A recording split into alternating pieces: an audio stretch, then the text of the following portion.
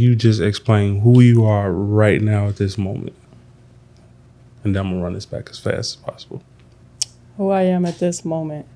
Yeah, who you are as a barber, why people need to keep their eyes on you. Clients and up-and-coming barbers.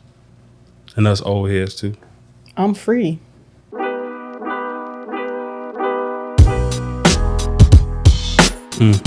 I'm free from anybody's expectations or what anybody thinks that I should be doing.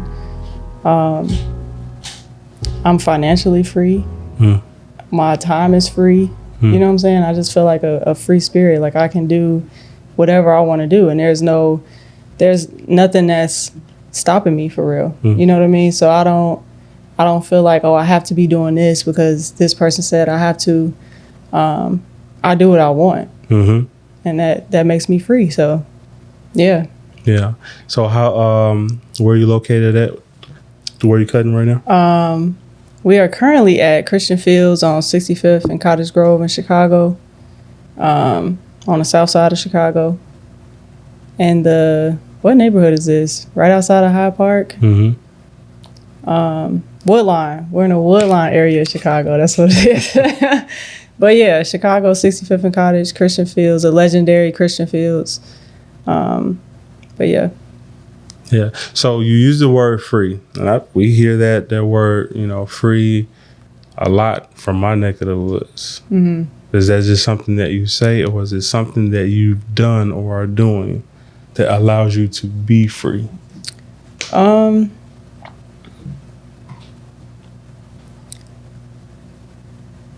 I think I really reached my freedom a few months ago, actually, where my mindset about money changed, and I was making decent money, and one day I realized that I didn't have money to pay a bill, and I was pissed at myself. Like it's no excuse for that. You know what I mean? Like I'm on one hand, or one day I'm celebrating like, oh, I just, I reached another milestone as far as maybe how much I made that month or that week or whatever. And it's like, oh, I'm doing really good. Like, seeing my income steadily increase. And I didn't have the money to pay this bill. And it's like, how? Really having like that internal conversation, like something has to change. Like this, I can't like keep doing this, you know what I'm saying? And like the stress of, well, how I'm gonna pay it, and then you looking on your booking app, how many clients I got tomorrow, you know what I'm saying? Like it's no reason for that. And I spent like 2 weeks straight watching nothing but finance videos, just really like brainwashing myself. Like I gotta change my mindset about money and the way that I handle my money. And it probably took me 3 months to really get like the budgeting down, and you know what I'm saying, like change my lifestyle to spend less than what I'm making, basically. Yeah. Is there any one budgeting system that you gravitated towards more than the other? So I started watching Dave Ramsey a lot. Like started really drinking his Kool-Aid, like all the way, guzzling it.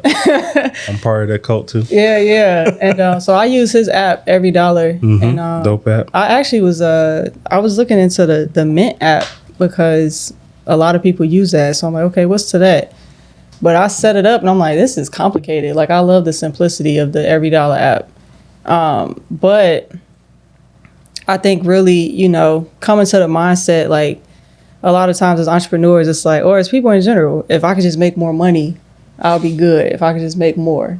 But you're really not going to be free until you know how to work with the money that you make.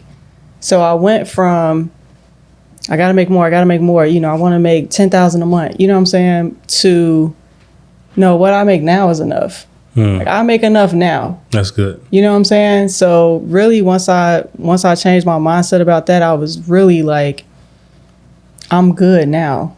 You know what I'm saying? So, cause you could set up, you could do all the photo shoots you want. You could do all the social media marketing. You can make $20,000 a month. If you don't know how to manage it, you always going to be stressed. Facts. Yeah. So you use the word mindset, and we was talking earlier before that catastrophe that just happened. And seems like mindset is something that's not talked about enough. Like many barbers that I talk to, they just want to know, hey, how did you do that cut? Or the famous question, which clipper did you use? I'm so sick of that question. Yeah, it don't matter. But it seems to me, and you can correct me if I'm wrong, you start developing your mindset even before you got your license that caused you to make an investment that most of us, if we ever make that type of investment, you did before you got your license. Yeah. What was that experience? Well, I think I was in a position too. I was, I guess, privileged in a way to come into the industry where I was still in the military. I was an officer in the military, so I was making great money already. So I was able to, like, everything that I made from cutting hair, I was able to invest right back into myself. So instead of using that money to pay my bills or to eat or whatever, I was, buying clippers and trimmers and, you know what I'm saying? I was buying, like, investing in quality tools super early on in my career because I had the privilege of having a full-time job, but also developing this hobby that I knew would be my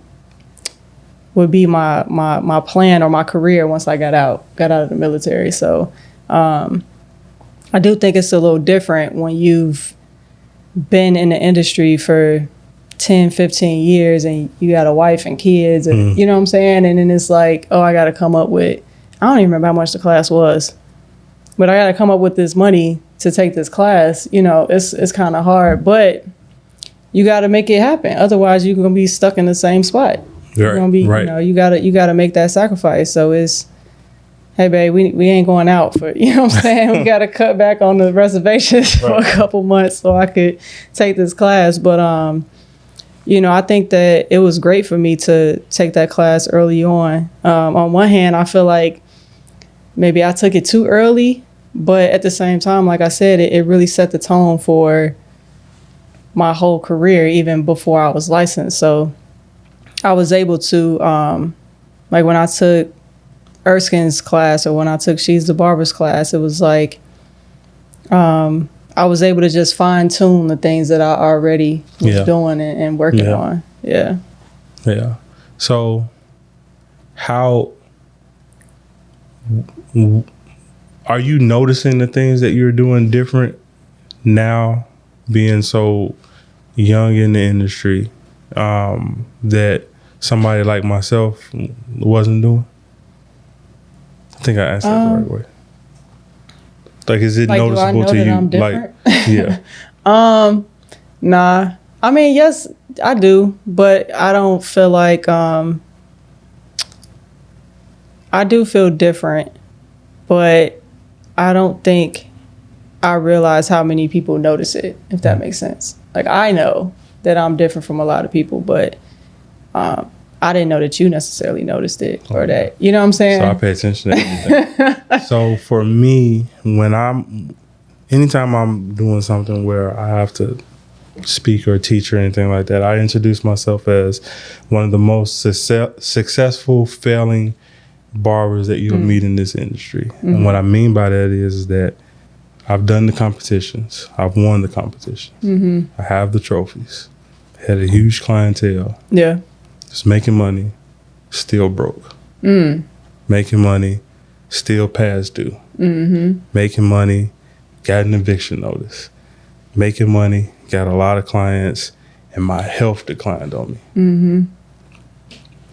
Didn't know what I was doing wrong. Right. Doing 25, 30 heads every single day. Yeah. And I was referred to, like, in the neighborhood I worked in, the barbers down the street had a nickname for me. I was a Hollywood barber. Like, who this dude think he is charging $25? Early 2000s. Wow. Who this dude think he is? Right. But like you were saying earlier, didn't know how to manage the money. I didn't know how to, definitely didn't know anything about business. Yeah. But I got to the point where I just kind of accepted that this must be what it is. This is the life of a barber. And it wasn't until 2015 that third weekend, January 5th, of January 2015, I got a phone call from strange area code. It was Atlanta, Georgia. Mm-hmm. I don't personally know anybody in Atlanta, Georgia. Mm-hmm. So I do what most people do, let it go to voicemail. Right. And listen to the voicemail, and it was one of my favorite YouTubers in the industry, Raymond Torigano. I'm not sure if you're familiar with him. But he called me. He's a barber? He's a hairstylist. Okay. But he started off as a barber. Got you. And started off with, a couple of minutes of compliments. He was just like, man, I've been watching you online for a while. Mm-hmm. You're doing great. I'm doing the same. Like, man. Yeah. And, but he said, you need to take a can of gasoline, drench your whole business in it and burn it up. Because you're doing it all wrong. Yeah. And I didn't take offense to it. Of course not. Because I knew exactly what he was talking about. Yeah, you knew, yeah. And he was able to pinpoint exactly what I was doing wrong. Mm-hmm. And one of the things he told me to do was that the shop that I was in, he was like, you need to leave there right away. You need to find a spot that you're comfortable at. Yeah. This shows a little bit of my personality. I didn't leave that shop until December 31st, 2015. Took me almost an entire year. Yeah. And I only did it because the shop owner lost his mind. Mm-hmm. And he was late, and his clients was like, dude, you keep being late like this, we're going to go start seeing Mike. He jumped. This is the first time me telling this story publicly. Wow. He gets in my face, like right here while I'm working on the client. Wow. So and it was at that moment that it clicked, like, I don't need to be here. Mm-hmm. I don't have to take this. Mm-hmm. I'm doing well. But I decided at that moment I need to start over. Mm-hmm. Because obviously what I'm doing behind the chair, he doesn't respect it. I'm still broke. Right. I'm here working at 5:30 in the morning because I need the extra cash. Right. I got to start over. Yeah. So I called my wife and said, we got to start looking for a place. Mm-hmm. I got to start the whole business over. Mm-hmm.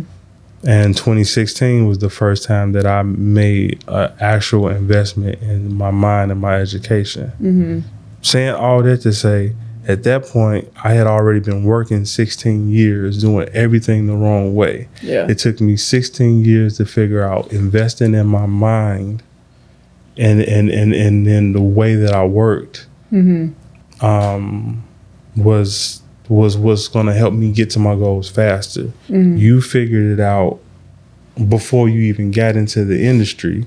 Mm-hmm. And now you're doing things that people may be appalled by because right now you're charging what, $25 for a haircut? $50 for a cut.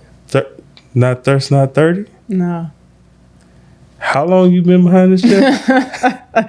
5 years behind the chair, yeah. And you're charging $50. Do you feel comfortable saying that out of your mouth? I mean, I almost feel like I got like this secret, you know how they say you work for yourself? It's like me, and then it's like the boss. That's like, I feel like that inner boss is like, no, that's what you need to charge. And I can't, you know what I'm saying? It's almost like if you working for a company and it's like, that's the price. Right. You know what I mean? That's the price. So I don't. How much pushback you get from it? I don't get a lot of pushback, but it definitely weeds out the bullshit, as I say. Sorry for cursing, but, it's people that come to me want to come to me. You know what I'm saying? Nobody's coming to me just because, I like the way you cut. You know what I'm saying? It's like, no, I like who you are as a person. And they can see that through, through my website, my Instagram and all that kind of stuff. So I don't really get a lot of pushback. A couple of my clients, because I went up to 50 recently. It was at 45. A couple of my clients, made a little smart comment or whatever, out of love, of course, but it wasn't nothing like, oh man, you killing me, I can't do this, And I don't necessarily think I lost any clients. Like I didn't, or nobody that I noticed, what I'm saying? I didn't notice anybody fall off because I think like they know, like where you gonna go and like have this type of experience. Right. You know what I'm saying? So I don't, to answer your question, I don't feel no type of way about it. So you figured out earlier that it's not really about the haircut. It's not. I figured that out super early, especially when you see one thing that social media did. You see barbers that cut as good as you do, or maybe cut a little bit better, and they're charging so much more. Mm-hmm. Like, what is it? You know what I'm saying? I think She's the Barber is charging $100 a cut, Todd like $200 a cut or something crazy, and it's like, what is it about these people that these people want to spend $100-$200 on a haircut? Right. Because it's not the cut. Like, right. And I think that's anybody that really pays attention. Like, what, like, that barber isn't putting a gun to their head like, give me $100 and I'll cut your hair. So it has to be who they are as a person. Yeah. And it don't have nothing to do with, you know, you see them and it's like, wow, he cut as good as she cut, and he charging 50 or he charging 30. Like, what is it? But again, it's the intangibles. It's the professionalism. It's the passion for what you do. If you coming in and it's like, oh man, I'm tired, you know what I'm saying, and you don't want to be here, then it's like they feel that energy. But you know, for a person to know, like, people come to me because they know Shavonne gonna be on time. She gonna get me in and out. I don't have to wait. You know, I'm shampooing and conditioning your hair. I'm using quality products. Like, the entire experience from the time you book to the time you walk out the door is a great experience. Yeah. And it's like, if I go somewhere else, you know, I got to worry about this. I got to worry about that. Like, I hear the stories that other barbers are doing to people. And so it's like, I know it's hard out here. So if you want to go out there and try to find somebody else, like, good luck. You know what I mean? And not that there's not good barbers out there, but it's very few that do what I do the way that I do it. Yeah. So, and it's that experience that you're talking about that actually, we were talking earlier, it's the experience that you went through or that you had being in the barbershop that gravitated you towards wanting to get into the industry, right? Yeah, I try my hardest to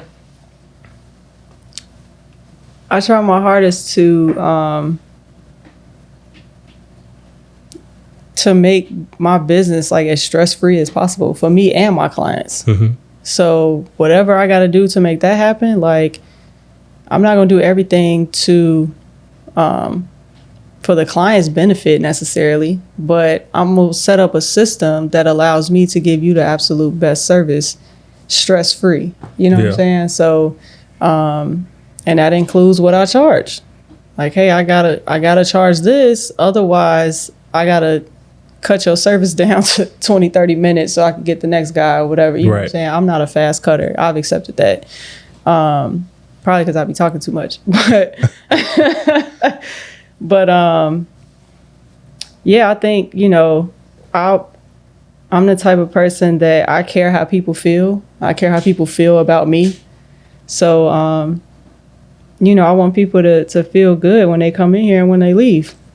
Yeah. So you said you're not a fast cutter. How long does it take you on average per haircut? Basic, simple haircut. With the shampoo, condition, and blow dry and all of that. That mandatory? For me, it is. Yeah. For me, it's mandatory. It's now that I do it so much, there's no way I can't do it, and I feel a difference. You know what I'm saying? Like, I have some clients that maybe have locks on the top, and they'll come in and like just get a haircut. You know what I'm saying?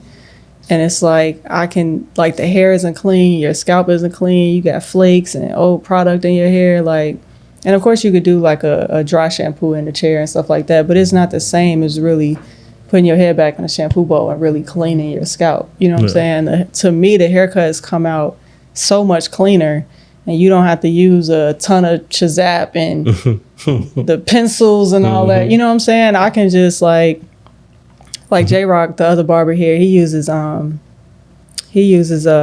shave cream, which I like shave cream too. But I noticed by just washing the hair, I didn't need to use it. Yeah. You know what I'm saying? So, but you know, it's different ways of doing everything. But I think just taking that 5 to 10 minutes to get the hair clean, and also I'm super big on just scalp health. You know what I mean? It's I've seen some nasty shit in the barbershop. And I feel like, you know, if we could just like, if we could start washing hair, you know, a lot of those things can be fixed, can be mitigated. But that's not. But the average barber would say, I don't have time. I got to get them in and out. But that's because they're allowing their clients to dictate how much they charge. But these clients don't be wanting to pay. You need new clients. But also, you got to change yourself. Like, why aren't you attracting, like, I know I'm doing good when I have a client that wants to pay me more. You know what I'm saying? Like, if you aren't attracting clients that are above your level, then you're doing something wrong. You got to change what you're doing. But if you constantly attracting people that they make you feel like you're not doing enough of what you getting paid for, then one, maybe you're not. And two, maybe your energy is off. You know what I mean? So again, those intangibles, like if you make people feel like you're just cutting their hair, then they gonna feel like you're just cutting their hair. You know what I mean? So what are some practical ways that someone that may be watching this and they feel like, it's all cap. They just talking. They ain't even got no huge social media following. Hey, what's some tangible ways that you can just give them where they can just try it and see?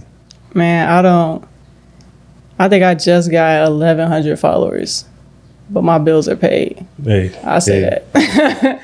My bills are paid and then some. But I feel like I read in a book one time, and I say this all the time because it blew my mind when I read it. It said, if you show up on time with the right tools, you're automatically in the top 10% of whatever industry you're in. What book is that? Just, it might have actually been the instructor book. Like the book, like, you know, we have like the My Lady book. It's the My Lady instructor book. I think I read it in there. But that blew my mind. Like, just show up on time with the right tools. With the stuff you need to do your job. And you're automatically in the top. Like, that's easy. Do you think, you being in barber school, you observing your own experience, that is so many gems that's in our basic school books that we overlook? Yeah, definitely. I think you know, you look at the book and you think that these are things that like don't matter. You know what I'm saying? Like when you reading the chemistry or biology section, it's like, why do I need to know that? But when you got somebody coming in your, you know, sitting in your chair and they got scalp and skin conditions and you know what I mean? It's like, that's when you're able to, like, having that knowledge that you feel doesn't matter, or that maybe doesn't matter to the client, but it should to you as a barber. That's how you provide solutions for people. Yeah. You know what I'm saying? By knowing like the chemistry and biology, or knowing like the science behind hair and the scalp and stuff like that. That's how you provide solutions, and that's how people pay you more. Because it's like, oh, you're not just a hair cutter. Yeah. You're actually knowledgeable. You're an expert. You know what I mean? But if you're doing something that they feel like anybody could do, you only gonna charge $25. You know what I'm saying? Because you're only doing a haircut, right? Exactly. You're only doing a haircut. So somebody coming to the shop, somebody like myself, right? I come in the shop, I need a cut. I seen you on social media. I like, you know, one of the pictures. Set everything up. My haircut's starting at 50, right? But I got a beard. Where am I now? Am I still at 50? I think it's 65 with the beard. Okay. 65. I got flakes everywhere. And every time you comb it, it's all over the cake. You already said shampoo is mandatory. Yep. Is that simple shampoo alone, is that going to be where you stop? Or are you going to recommend something else? I always recommend, so if somebody has something going on with their scalp, I always start with just the basic questions, like how often are you washing your hair? Do you condition? What products are you using? How often do you wash your do-rag? You know what I'm saying? Like just those basic questions that I feel like most barbers don't know how to ask. But really understanding what the client is doing at home, because they could come to you. If you wash their hair every time they come, you're not necessarily fixing what they're doing at home. So they're at home most of the time. They see you one day, once every 2 weeks or whatever. But I'm always recommending products. I actually sell a product. It's not my own personal product, but I buy a wholesale and I sell it to my clients. So we got retail going on? Yeah. Are you retailing the whole system or one individual product? No, it's just one product. I don't. And that's how much? $10. So you got $65 for a haircut and beard, shampoo.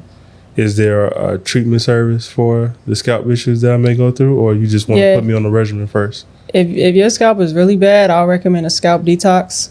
How much is scalp detox? That is 10 or 15. Okay. I don't even know. I don't even talk about prices with people because go through the site. I don't know. Yeah, we just make it 20. But, we just make it 20. So we're 85, 95 when you add in the retail product, because you got to have the retail in there. So we had $95 and this isn't anything special. It's you're providing a service that's addressing issues that I already know I'm going through, right? Yep. I wake up, I comb my hair. I know I got flakes and stuff like that. But that becomes the norm. You know what I mean? It becomes like, oh, my hair always been dry. My scalp always been dry. Well, I've always had this issue because they haven't had somebody. Most people, you go to a barber and he'll just tell you to put oil in your hair, make it worse. Right. That ain't nothing on him. He just don't know. You know what I'm saying? Right. But it definitely benefits me to work in a natural hair salon. So I'm bringing that into the barber industry. Right. And then me doing locks too. Of course, I know more about scalp health than most barbers do. Yeah. So you're saying that you could easily do a $95, $100 ticket, not because you're the best cutter, but because you knew more information than the client. Absolutely. And you was able to be a trusted source of information. Yep. Do you think that getting to the $50 mark, getting to the $100 mark is a lot easier than what most people realize? Yeah, I mean, I did it in no time, seems like. Yes. I told you to. I mean, and I don't necessarily, I hear a lot of barbers say oh, I'm going to go up at the new year, or I'm gonna go up. They try to justify, or one is someone I know, love her dearly, but she's like, oh, I'm gonna wait until I get my instructor license to go up. And it's like, the fuck, why? Right. Go up, go up when you feel like you need to go up. You know what I'm saying? When clients, I always give this analogy too. When clients go to the grocery store and they want to buy some milk and the milk went up. Did they send out a letter saying the milk was going up? No, the price just goes up. We have a lot because we got to go up. That's business. You know what I'm saying? Use the same analogy. Ain't no notice. I'm not giving letters, and that's not to say that I don't care about how my clients feel, but help me help you. You know what I'm saying? Help me provide you with the best service. So I'm gonna go up, and sometimes I've gone down. If I was able to provide a service in a shorter amount of time, I'll go down. You know what I'm saying? I'm not just going up just to go up. Right. You know what I mean? Right. It has to make sense. It's a system. Yeah. So just so that, people kind of jump around when they're watching videos, so that nobody is confused at what we're talking about. We're not talking about just going up on prices just for the heck of it. You're talking about going up on price so you don't have to rush through a client's head and give them a poor experience. Yep. Because I can't bring myself to not provide the whole service. I can't cut corners. You know what I mean? Right. I can't, I'm a perfectionist when it comes to not just cutting hair, but the entire service. So now, I'm going over the time. My next client is here. Now I'm, what I'm saying? I'm stressed out because if I get behind with this person, it's going to set my whole day back.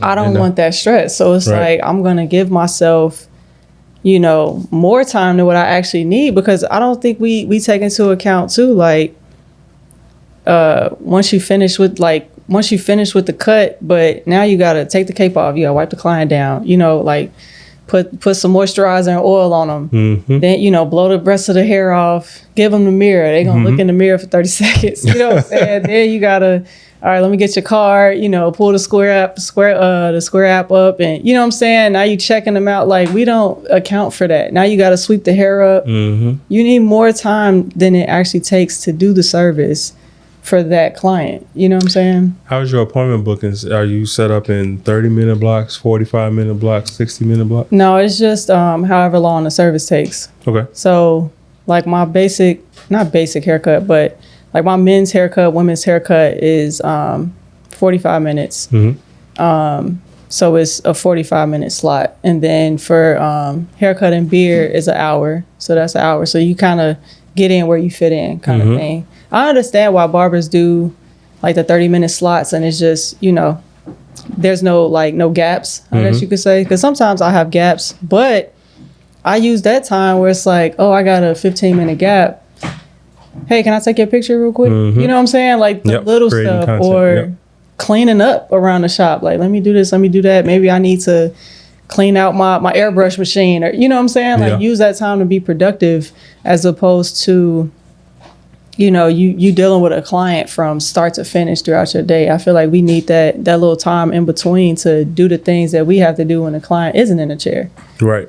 So that's the way I prefer it. And I know that I could maybe squeeze in one more client if I did like 30 and 60-minute blocks. But when I'm done with my client, I get to go home. Right. You know what I mean? So I'm definitely big on quality of life and not just chasing a dollar and like chasing a number count for like how many heads I did today.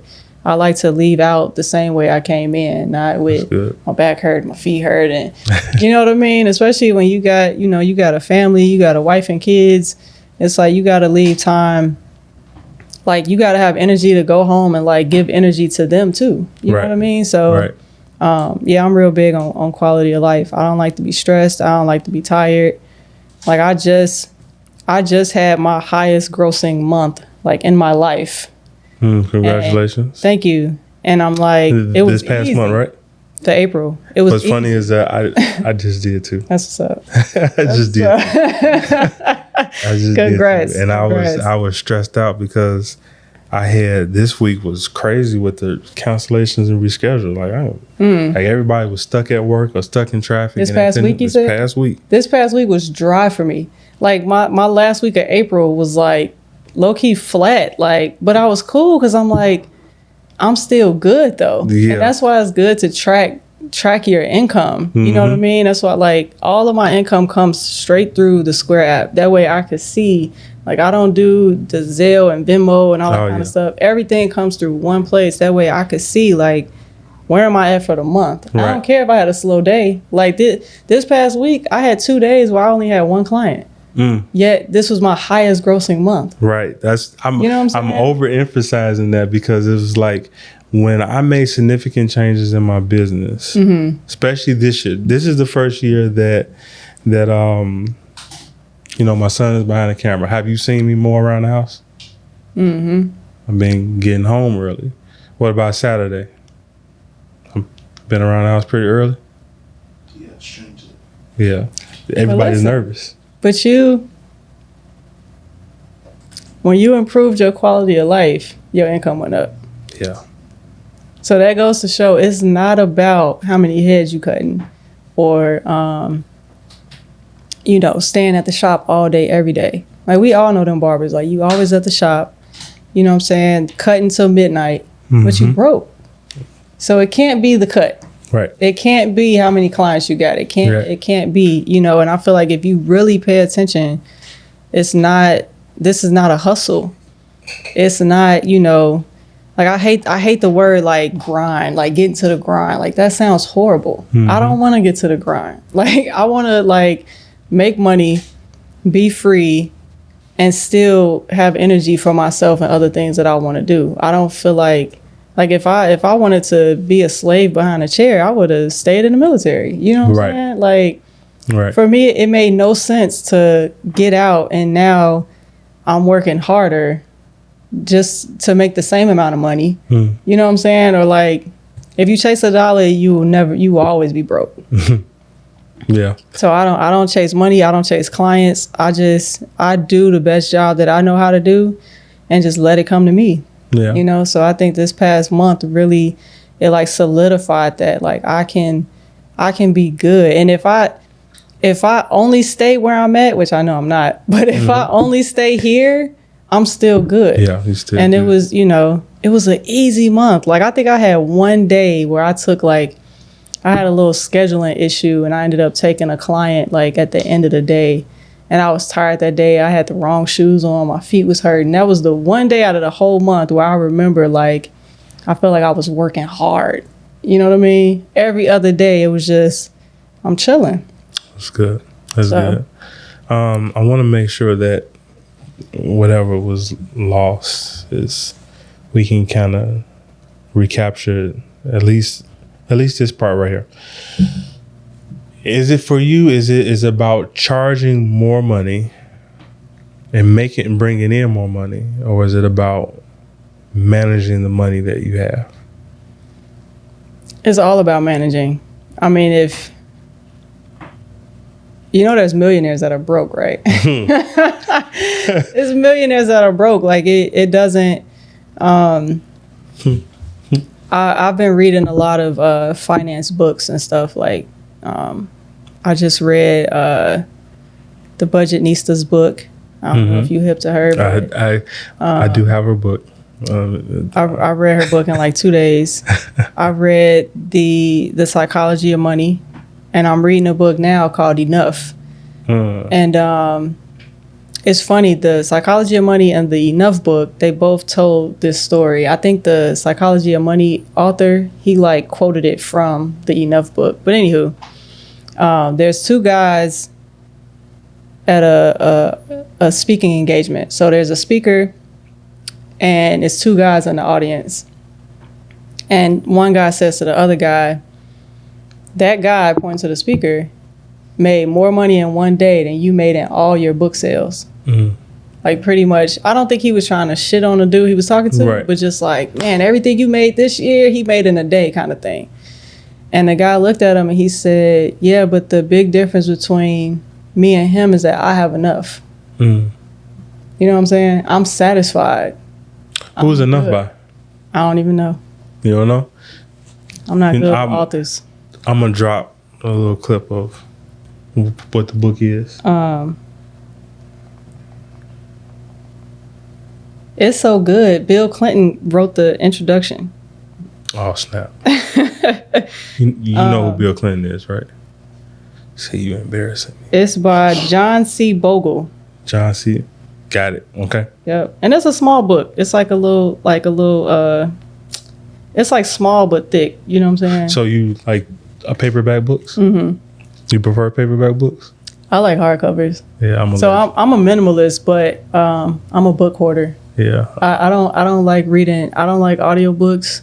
They're cool, but I think it's something about having a tangible book where it's like I'm starting to build my home library now, and it's like to look at my bookshelf, it's like I read all those books because I wasn't always a reader.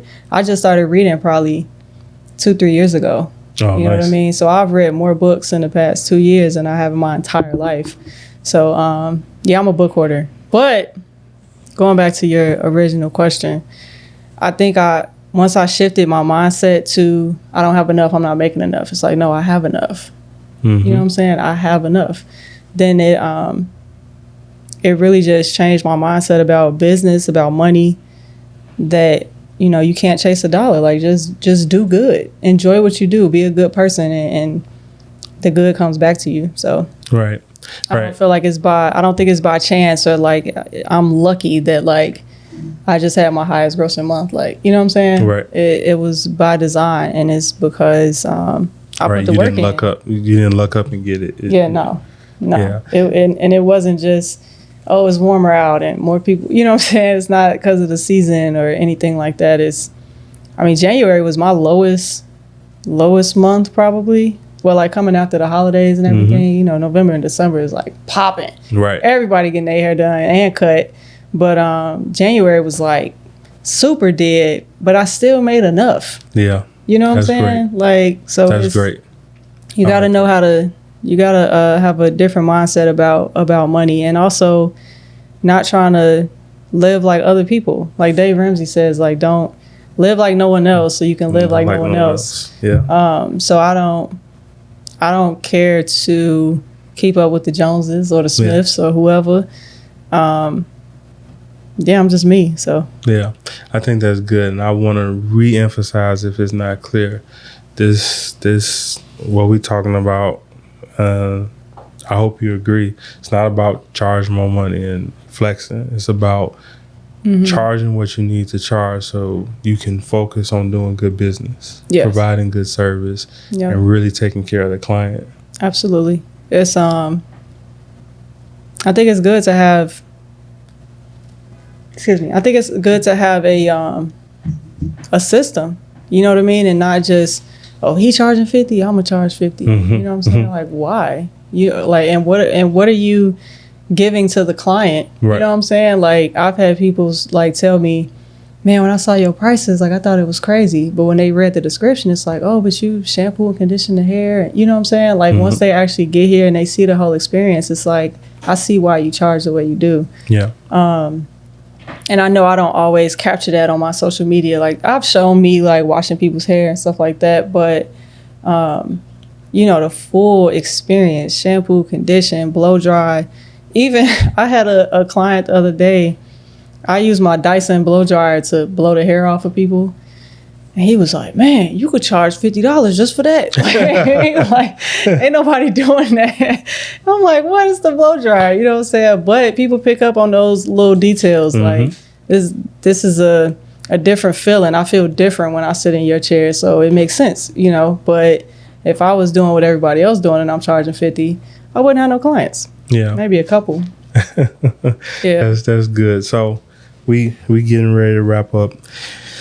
I know we have similar tastes, and I can hear, and just in the conversation, we enjoy a lot of the same things. But in the community of barbersheds and those that I'm around, they still want to know, what's your favorite clipper?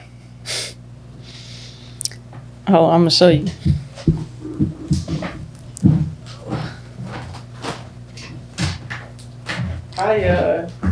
I bought this clipper. I don't know all the cameras. All right, cool. The Wall Senior. I've had this clipper for like, gotta be 3 years. I never changed the blade. It has never like not acted right. Like, it's never had a bad day. You know, sometimes it's just like, it's not cutting right. You know what I'm saying? This is like the clipper from God or something. And I ordered it from a like from the barber guys for real. But I bought it from a guy in Florida, not in Florida, California, where he'll buy clippers and, like, you know, he'll zero gap them and sharpen them and everything for you. And he put the ceramic blade on there. But man, this is like, I've gotten other clippers and I always come back to this one. It's just butter. And I've had other, like, J-Rock, he'll use it. He'd be like, man, I gotta get that clipper. Man, it's 3 years, never a bad day. Wow. Never had to take it apart. I never took this blade off, ever. And I know sometimes you just get a nice one. Somebody else might have had this clipper and they don't act right. Right. But when I think of, like, when I see barbers and they got that old clipper that's like all beat up and scratched up and they like, man, it's the one. Like, I can't get rid of it. I feel like this is the clipper I'm probably going to have the rest of my career or something. Are you one of those people that whenever you see a new clipper, you have a squirrel moment? Yeah, but I'm different now. Like, I used to, like, when I was younger in barber years, it's like, oh man, like, he cutting with this, his haircuts look like that, I gotta get that clipper. But then you get it, and your haircuts still look like shit. So it wasn't like, the clipper, right? It's not the clipper. Like, so I realized that early. So once I found one that I really liked, I also got, I stuck with this one, but I like to have two. You know what I'm saying? You gotta have two. But I I decided not to get 2 of these, and I ended up getting the cordless masters, and those clippers were ass. Like, horrible. I think I probably just got a bad one or something.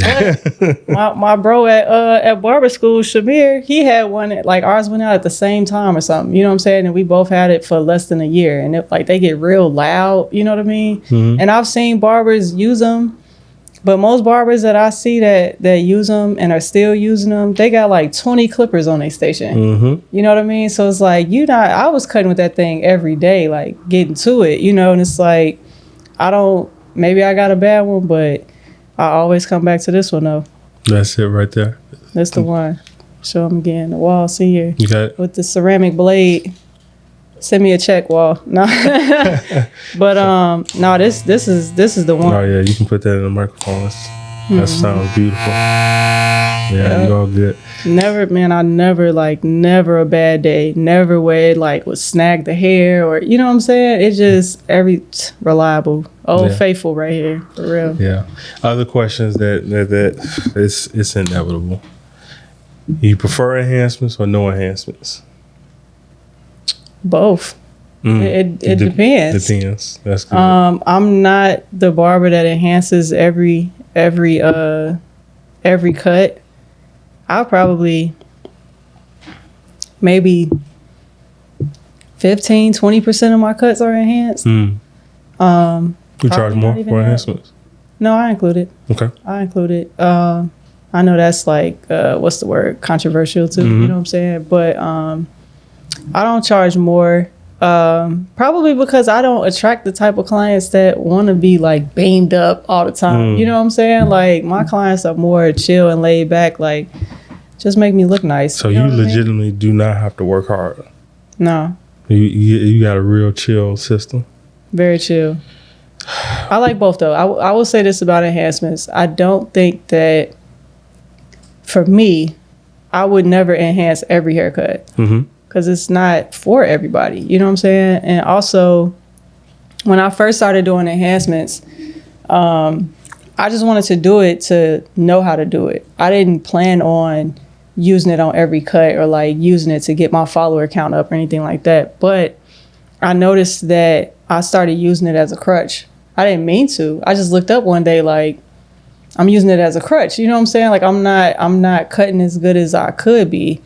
And I feel like a lot of barbers, probably a lot of young barbers, well, old too, you know, you use it. It's like if you see, you know, maybe it's like one side of somebody's hairline is a little more weaker than the other side. Instead of using your skills to make it look good, it's like, oh, I'm going to just spray it in. You know what I mean? But those enhancements don't last. You know what I'm saying? They don't last the length of the haircut. So, I think that by not using enhancements on every cut, you make sure that your skills are still sharp as far as being a barber, which is just your comb and your clippers. You know what I'm saying? Yeah.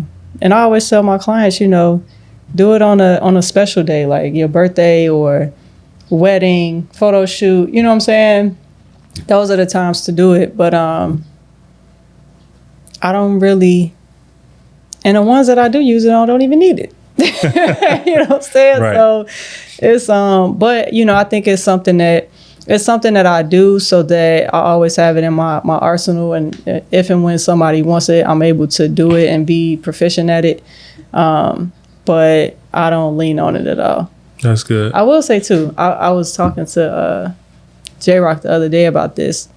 I'm like, you know, when I really think about it, I don't know any barber, and maybe you do, I don't know any barber with more than 10,000 followers that doesn't use enhancements on every cut, or every picture that they post is not enhanced. You know what I mean? Not regular, like the photography editing. Yeah. But they use enhancements on every, and I'm not hating at all. Right. Because I love the cuts. They look amazing. Yes. You know what I'm saying? But it's almost like you don't really get that online following unless you portray like these picture perfect cuts every time. That's true. You know what I'm saying? So, and I think in that one person came to mind. Who? Andrew does hair. You do. Andrew does hair. Oh yeah, I follow him. That's I guess I'm talking about more so like with ethnic hair. Yeah, I was gonna say black people. Shout out to Andrew though, man. He's dope. I love Andrew. Yeah. I gotta tell this story. I took Andrew's his online photography class like 3 years ago, maybe 4 years ago. And I DM'd him. I didn't even think he was gonna respond, honestly. But I asked him a question, and we DM'd for like an hour straight. Like, it was the craziest thing. That's Andrew for real. Yeah. And he was like, man, the next time you in California, you know, come to the shop, whatever. And I was visiting in California one day, and I drove like an hour to go see him. And when I got there, I didn't have his phone number. So I'm trying to call him on Instagram. He's in there with his client, so he wasn't responding. I sat outside his shop for like probably 45 minutes before eventually like I went in and found his suite and everything. But I spent a whole day with Andrew. That's dope. I haven't met him in person yet. I think I planned on going in there for like an hour, if that, you know what I'm saying? Like chop it up with him a little bit, maybe get a picture. I didn't even get a picture, but I sat there and talked to him while he was taking his clients. Like we was all hanging out, you know what I'm saying? I was there for like 6 or 7 hours, you know what I'm saying? How long ago was this? At least 3 years ago. But you did this before, you just got your license when again? 7 months ago. Yeah. Andrew definitely, because this is when Andrew was, I don't know if you remember, he had stopped cutting for a while. Mm-hmm. And then he came back and he was like, hey, I'm only doing Sunday cuts or something. And it's $100 a cut. And then he walked me through like how he ended up charging $100 a cut. He started by not working. Mm-hmm. Then he worked one day. So he increased his demand. Mm-hmm. And then eventually he was working all week, $100 a cut. And then he was able to extend his work time. So he only did like hour slots. You can only book an hour with him, even if it only took him 20 minutes to do whatever the service was. Right. $100. You know what I'm saying? But I noticed that when I was there, I'm like, man, he chilling. Yeah. You know what I'm saying? Like he charged more, but the business that he built for himself and just the service that he provided, obviously his clients wanted him. Mm-hmm. I'll pay $100 for you to cut my hair because if I go to somebody else, they're not going to do it right. It's not going to be a good experience. And him and his clients in there drinking beers and, you know what I'm saying? He had some whiskey in the corner or something. You know what I'm saying? Like he in there chilling. And they would come in, they would chop it up for like 20 minutes. Then he would start the haircut. Then they talk afterwards. Yeah. And then it's like his next client come in. And, you know what I'm saying? It was super chill. And it really changed my mindset of like, it's not about the cut. Yeah. So you came into the industry with a completely different mindset than the average person because of mentorship. Yeah. Mentorship. Do you believe mentorship is important? Absolutely. I seek out mentors everywhere.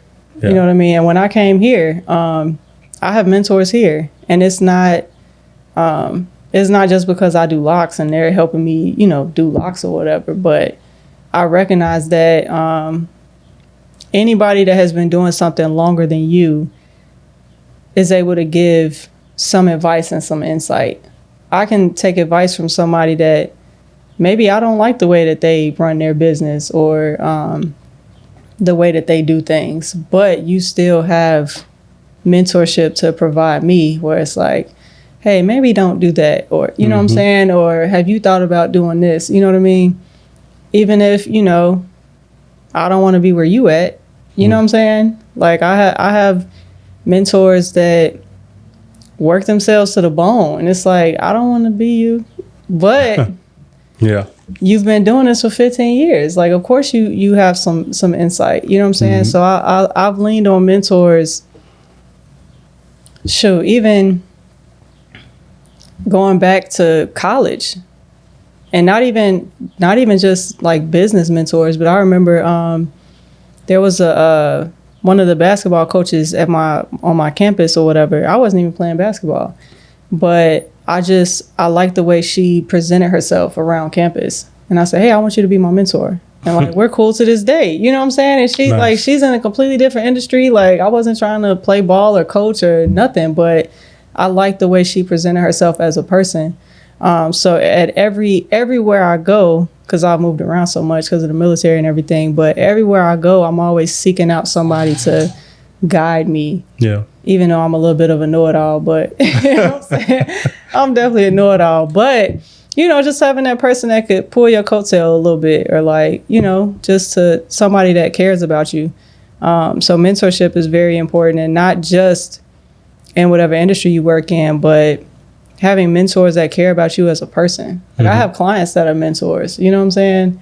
And it's a beautiful thing. It's like, you know how they say it takes a village to raise a child? Like that never stops just because you've grown. Like you still need help. You know, you still need people to help you and guide you. So yeah, mentorship is very important to me. Yeah, that's good. So I don't want to hold you too much longer. You have any closing remarks that you know? I know you did mention that around the time when you took Todd's class, that you were in the shop. That seemed to be a pretty significant time for you. You have any closing remarks on that, and then to, you know, anyone who wants to know more about, well. Oh, I wanted to tell the story of how I actually got into cutting. So at the time when I really dove into barbering, I was actually, I had got into some trouble in the military. I didn't do nothing criminal. It was some stupid shit, honestly. But they were trying to kick me out. So for 3 months, I was like in limbo, where it was like at any moment, like I would no longer be a Marine. You know what I'm saying? And I was like, damn, what I'm gonna do? And I was like, well, I kind of joked about it, but I was like, man, I always said if I wasn't doing this, I would be a barber. And I called up the only black shop that was like around the base. And I talked to the owner. I was like, hey, I want to learn how to cut hair.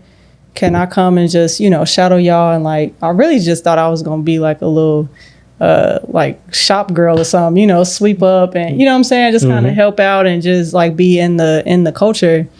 And I went to meet him. He was like, yeah, you got clippers and all that? And I was like, yeah. And I was like, yeah, I got everything. And he was like, oh, okay, you can set up. What? Like, I'm not ready. But I lived like 5 minutes away, and I was like, oh, I don't have my kit with me. You know what I'm saying? Like, I'll come back tomorrow. And I'm like sweating bullets at this point, because I couldn't tell him like, no, I'm not ready. I could have, but you know, I'm a Marine. We cocky and everything. So it's like, all right, cool. I'll be back tomorrow. And I called up my friend, the only one that I knew that didn't have a haircut, because Marines have to get a haircut every week. I'm like, bro, I got to do a fade on you tonight. I had never done a bald fade before. Oh, snap. And I drove 2 hours to him, because he wasn't a Marine or nothing. Drove 2 hours to him. It took me an hour just to fade around the sides. And the next day I showed up at the shop, and like the rest is history for real. I like had no clue what I was doing. YouTube barber for real, YouTube University. Yeah. But man, I'm so glad that he did that though. You know what I'm saying? Because I don't know if I really would have dove into it the way that I did, you know. And I think probably it was less than maybe 3 months after that is when I took Todd's class.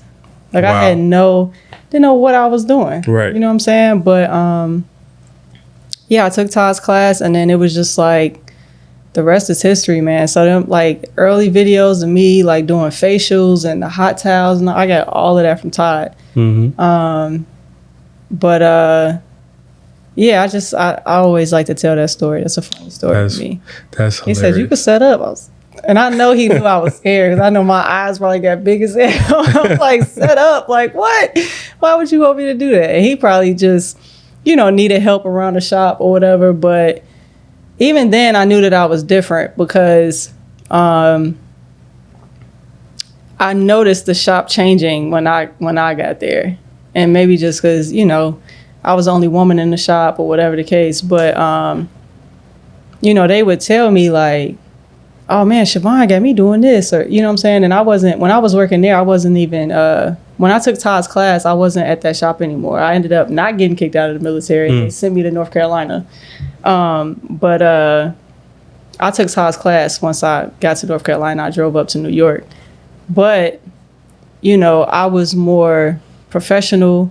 And then it's funny, they were taking a long, like 45 minutes on a cut, and they weren't even like washing or anything. They were just slow haircutters. And I got to the point where I knew me spending an hour on a cut isn't going to make it look any better.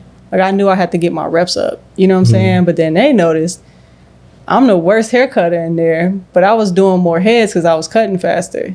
You know what I mean? And not that I was like trying to cut corners, but I knew what I did with that 30 minutes, that's the best the haircut is going to look. Like, what else am I doing? Right. And I didn't have like the detail orientation that I do now. Yeah. You know what I mean? So, but I noticed then that I was different, and that I wasn't just going to fall in with the typical barber culture.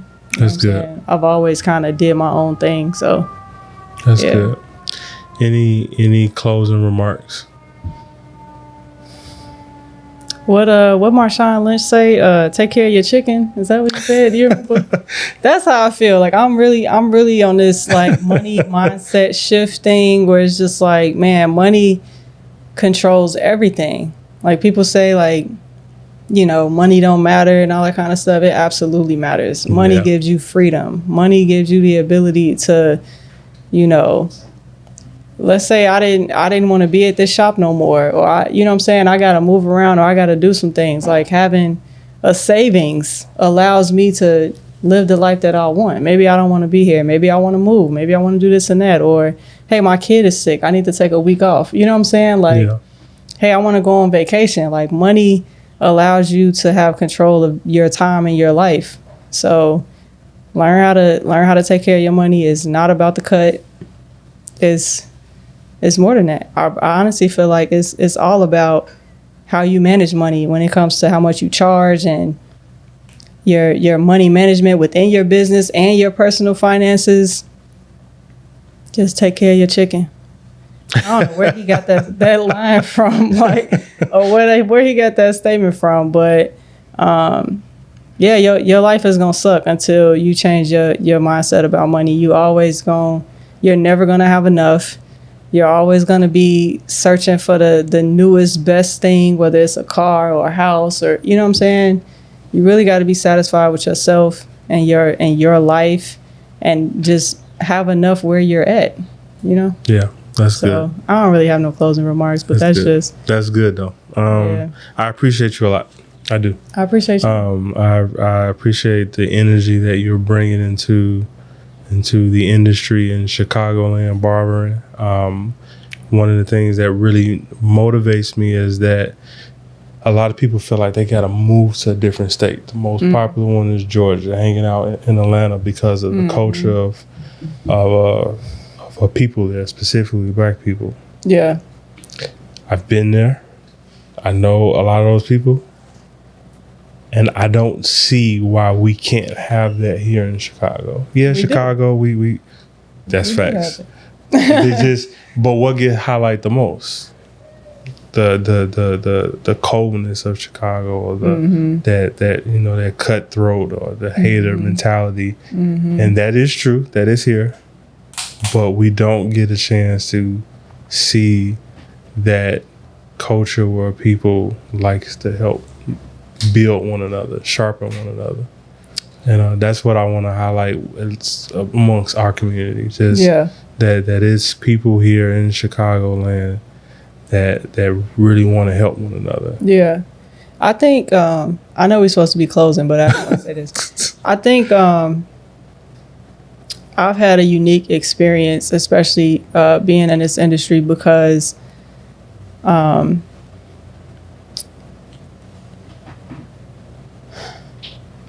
moved away from home for 10 years, and I got back 2 years ago. And almost immediately, I was working here. And when I was interviewing with the owner and the manager and everything, never once did they ask me, let me see your pictures or what your cuts look like. Or they never asked me to do a cut. Like, they cared about who I was as a person. You know what I mean? And then they said to me, hey, we have an academy here. So you have to be prepared to teach, even if you aren't an instructor or anything. Like we teach each other, we share knowledge, you know what I'm saying? And you have to be on board with that in order to work here. You know what I'm saying? I thought that was beautiful. So that is. From day one, it was like I knew that I could go to anybody in here and ask for advice or ask them, you know, how do you do this? How do you do that? It was always a family vibe here. And I feel like I haven't had that experience of like people hating or not helping each other. That hasn't been my personal experience since I've been back home as an adult. Yeah, that's good. I mean, I've gone up to every stylist in here, like, how do you do this or how do you do that? Or, you know, I have mentors here. So I never had that feeling that I was alone or that I was doing this all by myself. You know what I mean? Even though I have my own separate business and I just rent a booth here and everything like that, but everybody here has contributed to my success. So it's hard for me when I hear that, because that hasn't been my experience. That's good. You know what I'm saying? And I really think it comes down to what you pay attention to and what you give energy to and the people that you have around you. You know what I'm saying? So, I beg to differ is when it comes to Chicago. I think that depending on where you at or who you with, you may feel that way, but you just got to find your people. Yeah, that's good. And I talk about people moving all the time. Like, I moved to go to college and because of the military and everything, but a lot of people feel like by moving out of Chicago that, you know, that they're leveling up in some kind of way. But I feel like it's just a lateral move. Like, you just move from one spot to the next, but you're doing the same thing. You know what I mean? Or you think like, oh, if I move to Atlanta or if I move to California, like my life will be better, and it's not. Right. You know, so, and sometimes you do move and things change for you or your mindset changes or, you know, it can be a good outcome, but I feel like Chicago is too big to not find that here. Yeah. You know what I'm saying? To find your people and your tribe. So, yeah. That's good. Again, I appreciate you a lot. Appreciate what you're doing. How can we follow you on social media? I am Shavonne the Great on Instagram. SHAVONNE the Great. I'm trying to find a shorter name, but it just is what it is. And I'm also ShavonneTheGreat.com is where you can find my website. But you got some dope vlogs on scalp care. Vlogs, I don't. Or is that just on your social media? Yeah, I think I on my website I wrote a couple things about like scalp health and stuff like that. And then on my Instagram, I just have kind of like the, what do you call them? Like the just the words, you know what I'm saying? Like instructions or whatever. But I should do a vlog. You should. You should. The one that you have on your social media on scalp care, that should be the first one to go up. Yeah.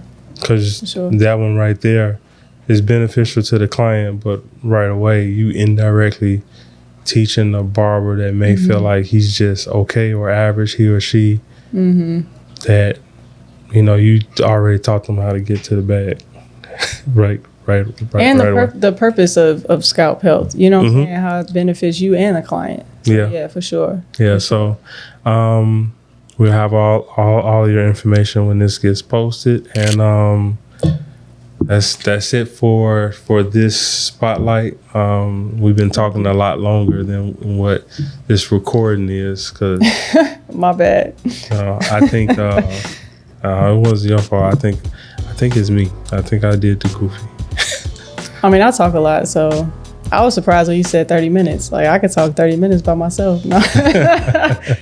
But count your chicken. Count your chicken, for real. Spend less than you make. But yeah, this has been a pleasure. I hope so. Thank you. I appreciate y'all coming out here. I was not expecting all of this, but this is dope. This is beautiful. I appreciate this because it's something that I want to do, but I just don't have the energy for. You know what I mean? So I'm glad that you gave me a platform to talk about some things. That's good. That's good. Can I get you to come out to the shop to do an actual live BarberSHED? Yeah, we could do that. You do that? We can do that. We got on camera. All right. Yeah. All right, we're gonna go. All right, see y'all. All right.